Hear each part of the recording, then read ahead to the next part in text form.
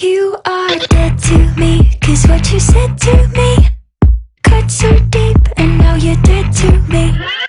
Dead to me, you were a friend to me, but I put you to sleep, and now you're dead to me. Salut les Indés. J'ai lu Tout va bien de Sandra Pastor. Et il est vrai que lorsque l'on tourne avec regret, je le précise, la dernière page de cet ouvrage, eh bien, tout semble aller beaucoup mieux. Comment dire?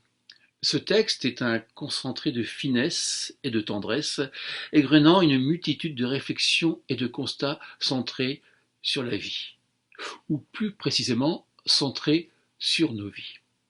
Vous savez, tous ces détails, ces modestes considérations, ces tendres habitudes, ces petits riens, ces simples moments de courte éternité qui en fait construisent notre quotidien. Bien, c'est rien du tout de chaque jour. Nous sommes nombreux à les partager sans le savoir, ou plutôt à les partager sans oser nous l'avouer. Ben oui, parce qu'ils paraissent insignifiants, si dénués d'intérêt. Le drame infime d'un cadre de photos qui se brise, des joues qui rougissent d'émotion à l'occasion d'une banale rencontre et la gêne, bien sûr, qui accompagne ce moment.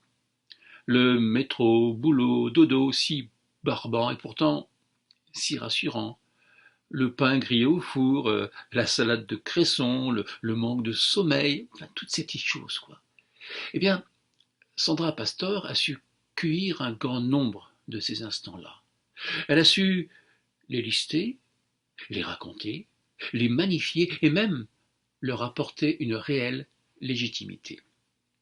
Cette novella nous propose un bilan doux amer d'être, par le biais de trois personnages, de trois destins qui semblent bien différents et pourtant, quel lien peut-il exister entre eux? Car il en existe un, n'en pas douter. Ils convergent tous vers une issue que le lecteur, souvent sollicité par l'auteur, ne saurait anticiper. Et pourtant, il cherche. Il va se passer quelque chose, c'est certain, oui, mais quoi? Qu'est-ce que Dame Sandra nous réserve?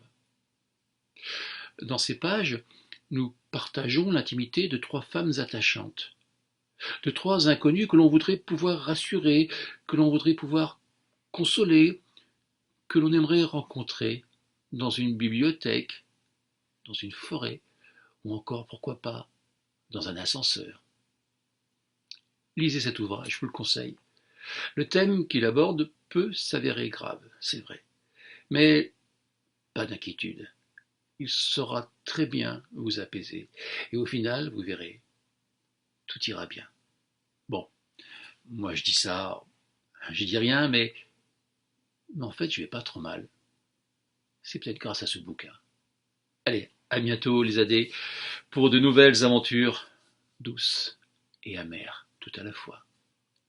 Ciao.